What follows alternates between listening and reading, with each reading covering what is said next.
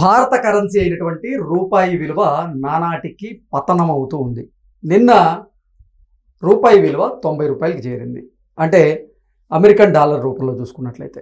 So రూపాయి విలువ పతనం అవడం వల్ల అది రియల్ ఎస్టేట్ మార్కెట్ మీద ఎటువంటి ప్రభావాన్ని చూపిస్తుంది, ముఖ్యంగా హైదరాబాద్ రియల్ ఎస్టేట్ మార్కెట్ మీద ఎలాంటి ప్రభావం చూపించబోతుంది అనేది మనం పూర్తి స్థాయిలో విశ్లేషణ చేసుకుందాం. ప్రస్తుతం మనతో పాటున్నారు రియల్ ఎస్టేట్ రంగంలో 20 సంవత్సరాలకు పైగా సుదీర్ఘమైనటువంటి అనుభవం కలిగినటువంటి ప్రముఖ real estate expert Smita Krishnamurthy గారు. వారితో మాట్లాడదాం. స్మిత గారు నమస్తే అండి. నమస్తే అండి. డాలర్తో పోలిస్తే రూపాయి విలువ నానాటికి పతనం అవుతూ ఉంది. నిన్న చూసుకున్నట్లయితే 90 రూపాయలకి చేరింది. ఏంటి రూపాయి విలువ పతనం అవడం రియల్ ఎస్టేట్ మార్కెట్ మీద ఎటువంటి ప్రభావాన్ని చూపిస్తుంది అంటే ఏం చెప్తారు మేడం? సిమిలర్ సినారియో మనకి 2012లో జరిగిందండి. Okay, they was similar kind of situation అనమాట. అప్పుడు కూడా 2012లో కూడా రూపీ చాలా పడిపోయింది.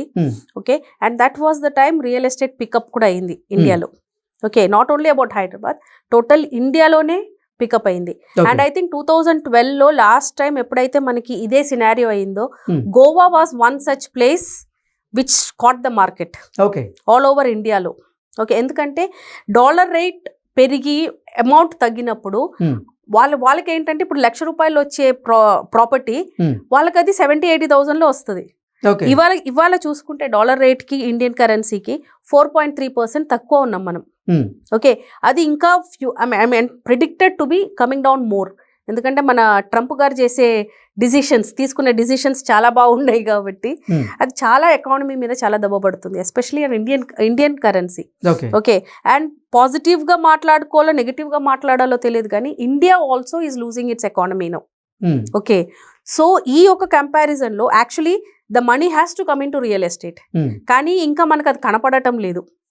ఓకే, సో లాస్ట్ టైం జరిగినట్టు ఈసారి కూడా రియల్ ఎస్టేట్లో డబ్బులు వస్తుందా, లేదంటే అది ఈక్విటీలోకి వెళ్తుందా, షేర్ మార్కెట్లోకి వెళ్తుందా అనేది మనకి వీ కెనాట్ సీ దాట్. ఎందుకంటే బేసిక్లీ వాట్ అంటే జనాలు అంటే researchers what they are saying is it's a short term. అసలు రూపాయి విలువ పతనం అవడం వల్ల రియల్ ఎస్టేట్ మార్కెట్ ఎలా పెరుగుతుంది అంటారు? కొంటారండి. ఇప్పుడు అదే చెప్పాను, ఇప్పుడు ₹1,00,000 పెట్టి కొనే ప్రాపర్టీ మీకు 70-80,000లో వస్తుంది. ఎందుకంటే rupee is diminishing. Okay, so ఇప్పుడు డాలర్ రేట్స్ లో ఇప్పుడు ఒక for example just imagine that ఒక 5 million కి మనకి ఇండియాలో అంటే ఎనీవేర్ ఇన్ ఇండియా ఓకే ఒక ప్రాపర్టీ వస్తుంది అనుకోండి. ఓకే, ఇప్పుడు డాలర్ ఎక్కువ ఉంది, రూపీ తక్కువ ఉంది, అది 5 million ఇవ్వాల్సిన అవసరం లేదు, అక్కడ 3.5-4 million ఇస్తే వచ్చేస్తుంది. సో వాళ్ళు ఏమనుకుంటారంటే ఎన్ఆర్ఐ ఇన్వెస్ట్మెంట్స్ ఏమనుకుంటారంటే పడిపోయింది అంటే రూపాయి వాల్యూ పడినప్పుడు వాళ్ళ కన్వర్షన్ రేట్స్ లో చాలా డిఫరెన్స్ ఉంటుంది. అవును. ఓకే, సో ఇప్పుడు రూపాయి అంటే ఒక డాలర్ కన్వర్ట్ చేస్తే ఇప్పుడు 90 రూపీస్, దీని ముందు 80-83 రూపీస్ ఉండేది. ఓకే, 76 కూడా ఉండింది, 45. Okay, that was a long story. Okay, so వాళ్ళు చూసేది ఏంటంటే డాలర్ రేట్ ఎక్కువ ఉంది, కరెన్సీ రేట్ ఇస్ డిమినిషింగ్ అన్నప్పుడు ఆ కన్వర్షన్ రేట్స్ వాళ్ళకి చాలా యూస్ఫుల్ అవుతుంది, అంటే అది చాలా బెనిఫిషియల్ గా ఉంటుంది వాళ్ళకి. సో ఆ టైంలో వాళ్ళు ఏం చేస్తారంటే మేజర్ ఇన్వెస్ట్మెంట్స్ వాళ్ళు ఇండియాలో చేసేది ఈజ్ ఓన్లీ ప్రాపర్టీస్. ఎందుకంటే వాళ్ళు గోల్డ్ ఇక్కడ కొన్నా కూడా తీసుకొని వెళ్ళి అక్కడ కాపాడుకునేది ఏమి ఉండదు. So major investment comes in to real estate. ఎందుకంటే ఎక్కువగా భూముల మీద పెట్టుబడులు పెడుతూ ఉంటారు. అది అంటే రూపాయి విలువ పతమైనప్పుడు ఎక్కువగా వారు ఇంకా పెట్టుబడులు పెట్టేందుకు ఆసక్తి చూపిస్తూ ఉంటారు. అవును. సో ఇప్పుడు మళ్ళీ రియల్ ఎస్టేట్ మార్కెట్ పెరిగేటువంటి ఆ పరిస్థితి ఉంటుంది అంటారు? ఇప్పుడున్న పరిస్థితిలో ఇప్పుడు people are not just investing in Hyderabad అండి, వాళ్ళు గ్లోబల్ సిటీస్ కి కూడా వెళ్తున్నారు.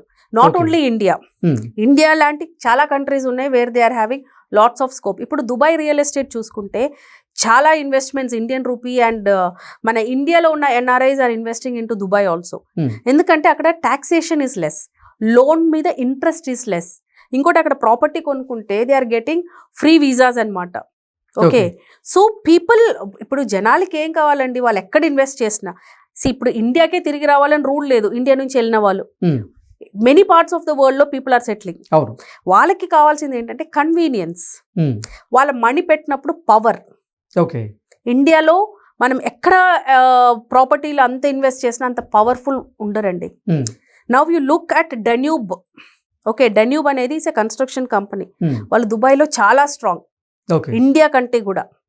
They are one of those peoples who run the Dubai government also. ఎందుకంటే వాళ్ళ డబ్బులు అంత పూల్డ్ ఉంటుంది దుబాయ్ గవర్నమెంట్లో. సో వాళ్ళకి ఆ పవర్ని వాళ్ళు ఎంజాయ్ చేస్తున్నారు. ఇండియాకి వస్తే అది లేదు. ఎంత పెద్ద బిల్డర్ అయినా పొలిటికల్ పార్టీస్ మారే కొద్దీ వాళ్ళ టర్మ్స్, పవర్, స్ట్రెంగ్త్ మారుతూ ఉంటుంది. So when the rupee is depreciating, definitely double real ఎస్టేట్కే వస్తుంది. కానీ అది హైదరాబాద్కి వస్తుందా, గోవాకి వెళ్తుందా, ఊటీకి వెళ్తుందా, దుబాయ్కి వెళ్తుందా, వి డజంట్ నో. ఓకే, ఇంకొకటి అసలు ప్రస్తుతం భారత రియల్ ఎస్టేట్ మార్కెట్లో ఏ నగరాల్లో ఇన్వెస్ట్మెంట్ పెట్టేటువంటి వారి సంఖ్య పెరుగుతూ ఉంది? అంటే హైదరాబాద్లో రియల్ ఎస్టేట్ మార్కెట్ పరిస్థితి ఒడిదుడుకులు ఎదుర్కొంటూ ఉంది. బెంగళూరులో కూడా కొంతమంది పెట్టుబడులు పెడుతూ ఉన్నారు. ఇక గోవా, ఈ మధ్య కాలంలో చాలా మంది గోవాలో ఎక్కువగా పెట్టుబడులు పెడుతూ ఉన్నారు. సో హైదరాబాద్ అంటే మన భారతదేశంలో ఉన్నటువంటి ప్రధాన నగరాల్లో ఎక్కడ పెట్టుబడి పెడుతూ ఉన్నారు ఇప్పుడు ఎక్కువగా అంటే ఏం చెప్తారు? టూరిజం ఇండస్ట్రీస్ లో జనాలు చాలా ఎక్కువ డబ్బులు పెడుతున్నారండి. ఎందుకంటే ఇప్పుడు నాకు కూడా ప్రాజెక్ట్ ఉంది, ఊటీలో రన్నింగ్ ప్రాజెక్ట్ ఉంది ఒకటి, 25 acres ప్రాజెక్ట్ ఈజ్ రన్నింగ్. అక్కడ కొనే వాళ్ళంతా మాక్సిమం తెలుగు వాళ్ళే. హైదరాబాద్ లో రియల్ ఎస్టేట్ డౌన్ ఉంది, హైదరాబాద్ లో మాత్రమే ఉంది అని వాళ్ళు బయటకు వెళ్తున్నారు. గోవాలో చాలా మంది ఇన్వెస్ట్ చేస్తున్నారు. గోవాలో ఇన్వెస్ట్ చేసే వాళ్ళు 40-45% తెలుగు వాళ్ళే ఉన్నారు. ఇప్పుడు నాకు ఊటీలో ప్రాజెక్ట్ ఉంది. So I know in and out about Ooty. ఊటీలో 75% పీపుల్ ఆర్ తెలుగు వాళ్ళే. మన ఆంధ్ర అండ్ తెలంగాణ వాళ్ళే ఇన్వెస్ట్ చేస్తున్నారు. ఎందుకు అంటే జనాలు ఇప్పుడు ఏం చూసేది అంటే ROI, అంటే రిటర్న్ ఆన్ ఇన్వెస్ట్మెంట్. ఇప్పుడు హైదరాబాద్ లో ప్రాపర్టీ ఉంది, మీరు ₹1,00,00,000 పెట్టి ఫ్లాట్ కొనుక్కుంటే దానికి మహా అంటే 20,000 రెంట్ వస్తుంది. అంటే 2% ఈజ్ యువర్ ROI. మీకు బ్యాంక్ ఇంట్రెస్ట్ ఎక్కువ వస్తుంది. ఎగ్జాక్ట్లీ. ఇంకోటి, ఈ మధ్య కాలంలో సెలబ్రిటీలు కూడా ఎక్కువగా హైదరాబాద్ లో ఇన్వెస్ట్మెంట్ పెడుతున్నట్లుగా నేను చూసాను. అవునండి, కరెక్ట్ అది. ఎందుకంటే మెయిన్ ఏంటంటే ల్యాండ్ అప్రిసియేషన్ హెవీగా ఉంది. ఓకే, ఇన్కమ్ ప్రాజెక్ట్స్ లో 16% నుంచి 18% ఉంటుంది. అదే మనకి ఇక్కడ రెసిడెన్షియల్ ప్రాజెక్ట్స్ లో మీకు 2%, 2 to 3% ఉండేది. ఇప్పుడిప్పుడు మనకి హైదరాబాద్ లో కమర్షియల్ మీద ROI పెరుగుతుంది. కమర్షియల్ మీద మనకి 6 to 7% రావటం స్టార్ట్ అయింది. ఎందుకు అంటే because of heavy rents. Okay, ఇప్పుడు అంతా రీటైల్ ఇండస్ట్రీ చూసుకుంటే మీరు గ్రౌండ్ ఫ్లోర్ చూసుకుంటే మీకు ₹90, ₹100, ₹120, ₹160, ₹170 SFT రేట్ ఉంది.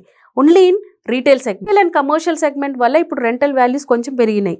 సో ఇన్వెస్ట్మెంట్స్ ఇప్పుడు మనకు ప్రతిదీ రెసిడెన్షియల్లోనే రావాలని లేదు, కమర్షియల్స్లోకి వెళ్తుంది, ఆఫీస్ స్పేసెస్కి వెళ్తుంది, ఓకే, టూరిజం ప్రాజెక్ట్స్లోకి వెళ్తుంది. ఇప్పుడు చాలా మంది ఎకరాలలో ల్యాండ్ కొని పెట్టుకుంటున్నారు. ట్రెండ్ మారుతా ఉంది. చిన్న చిన్న ప్లాటింగ్ నుంచి ఎకరాలలో ల్యాండ్స్ కొని పెట్టుకుంటున్నారు. ఎందుకంటే ఫ్యూచర్ అంతా అదే. ఇంకా ఈ చిన్న చిన్న ప్లాట్స్ లో దేర్ ఇస్ నో ఫ్యూచర్. ఎందుకంటే గోయింగ్ ఫర్దర్ మనకంతా టౌన్షిప్స్, గేటెడ్ కమ్యూనిటీ అంటే స్కూల్స్, కాలేజెస్, మనకి ఆఫీసెస్ ఇవన్నీ ఒకటే చోట వచ్చే టౌన్షిప్సే ఉంది. నెక్స్ట్ ఇప్పుడు ఫార్మింగ్ లో కూడా కమ్యూనిటీ ఫార్మింగ్ పెరిగిపోయింది. ఎస్, ఆర్గానిక్ ఫార్మింగ్ అని, కమ్యూనిటీ ఫార్మింగ్ అని, ఇప్పుడు అదేంటి water based farming, okay, hydroponics అంటారు. ఈ people are showing interest in all these things అండి. అందరూ ఇప్పుడు కమర్షియల్ గా ఆలోచించట్లేదు. Few people are there who are thinking about future also. So investment అనేది ప్రతిదీ మనకి రియల్ ఎస్టేట్ అంటే ఫ్లాట్, రియల్ ఎస్టేట్ అంటే అపార్ట్మెంట్, అది కాన్సెప్ట్ కాదు. ఈ రియల్ ఎస్టేట్లోనే మనకి చాలా బై ప్రొడక్ట్స్ ఉన్నాయి. సో ఇప్పుడు ఏమవుతుందంటే మొత్తం ఇలా బైఫకేట్ అవుతుంది, ఒక్కొక్కటి ఒక్కొక్క రకంగా మూవ్ అవుతా ఉంది. ఇప్పుడు మీరు అన్నారు సెలబ్రిటీస్ చాలా మంది అవుట్స్కర్ట్స్లో ఇన్వెస్ట్ చేస్తున్నారు అని, దుబాయ్లో ఇన్వెస్ట్ చేస్తున్నారు, దే ఆర్ ఇన్వెస్టింగ్ ఇన్ తమిళనాడులో ఇన్వెస్ట్ చేస్తున్నారు, ఇండస్ట్రియల్ ఏరియాస్లో ఇన్వెస్ట్ చేస్తున్నారు, టూరిజంలో ఇన్వెస్ట్ చేస్తున్నారు. సో బేసిక్లీ ఏమవుతుందంటే ఈ డైవర్సిఫికేషన్ అవుతా ఉంది అమౌంట్ది.